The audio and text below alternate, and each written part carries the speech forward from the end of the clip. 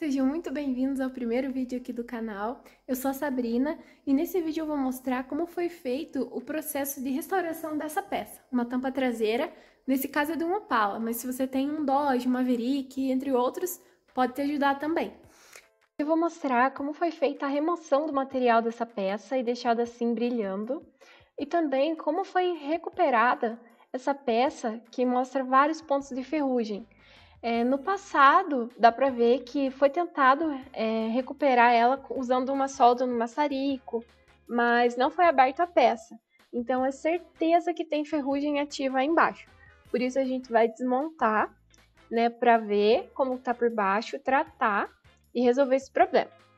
Vamos começar então pelo processo de remoção. O que eu escolhi para utilizar nessa peça foi começar com um removedor químico. É um dos processos que eu mais gosto, só que ele é um processo lento, né? A gente tem que passar o produto, esperar a ação. Então eu usei dois métodos nessa peça para poder acelerar um pouco o processo sem risco nenhum de prejudicar a peça. Eu passei o removedor, tirei a primeira camada e numa politriz, para ter uma rotação mais baixa, eu coloquei uma escova rotativa. Então vai facilitar o trabalho, né? Acelerar o processo e ainda assim não corro o risco de superaquecer a peça, né, ou danificar ela de alguma outra forma. Eu sei que existem vários métodos, cada profissional tem um jeito, e aqui na oficina a gente também usa vários, mas como essa era uma peça cheia de detalhes, vincos, o removedor facilitou a minha vida. Então, continuando com o processo, eu não passei na peça toda logo de uma vez, porque ele vai secando. Então, eu preferi, né, passar em metade dela primeiro, né, fazer esse processo duas vezes e daí vim com a escova para conseguir acessar todos os cantinhos. E foi um processo rápido. Eu não levei mais do que 1h30 para deixar a peça toda na lata, e eu sei que se eu fosse fazer só na mão, eu provavelmente dobraria esse tempo. Aí depois, né, de limpar a peça, para dar acabamento, eu vim usando o Clean Strip Disc, que ele é um disco de limpeza mesmo, que não agride a peça e deixa esse aspecto brilhoso. Sem contar que é muito satisfatório. E eu uso ele também na politriz, porque já que ele é um disco caro, para ele poder durar, né, quanto menor a rotação, menos ele vai esfarelar. Então termino aí os cantinhos também com a escovinha de aço na furadeira e aí partimos para a desmontagem da peça. Pedi ajuda para minha irmã, já que para despontear o lugarzinho era meio chato. Eu achei que tinha mais pontos, mas os originais são 4 nessa aba principal e 2 nas laterais. Para fazer a desmontagem, eu usei uma espátula bem fininha para poder levantar a aba antes de bater, para garantir que ela fosse sair com facilidade, já que a ferrugem dessa peça externa é só superficial, então vai dar para reaproveitar a peça. Eu faço a marcação para poder cortar.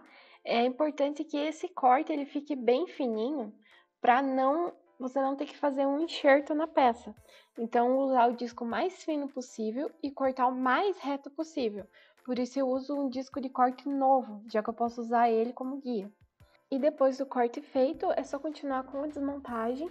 E aí dá para ver que essa ferrugem dessa peça externa ela é mais superficial. Agora, já da peça grande, ela tá bem feinha, pelo menos nessa aba. Como já mostrei, né, foi tentado fazer remendos, né, mas como não foi tratado por dentro, a ferrugem cresceu. Então, o que a gente vai fazer é retirar fora essa parte, né, e colocar uma peça nova.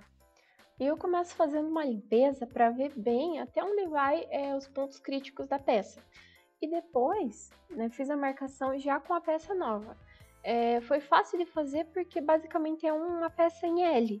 Então é muito fácil de você conseguir, né? Mesmo que você não tenha uma dobradeira em casa, na sua oficina, você consegue pedir para alguém dobrar para você. Depois, já posicionando a peça, eu começo pelo meio, já que ali ela tem um vinco, e daí venho vindo para as pontas. Eu ponteio primeiro com a MIG, porque eu tenho a facilidade, né, de poder segurar a peça com uma mão e soldar com a outra. E depois dela toda ponteada, eu venho esmerilhando, baixando todos aqueles pontinhos e rebatendo, para que ela fique bem certinha antes de eu soldar com a TIG. E aí deu para ver que a peça ficou bem unida, o que vai facilitar muito na hora de soldar e principalmente na hora de dar acabamento. Então, depois disso feito, a gente vai correr a solda com a TIG. E se por um acaso você não tem essa máquina, tem só a MIG ou a oxiacetileno, você pode usar esses processos também. Eu uso a TIG por questão de praticidade e me acelera muito no processo de dar acabamento. E por opção, eu gosto de adicionar um araminho 08 da MIG, porque na hora de desbastar, a solda praticamente vai ficar invisível. E eu gosto muito desse acabamento. Depois partimos para o esmerilhamento. Eu uso sempre o flap 40 ou 60, que não é muito grosso se você tiver a mão leve.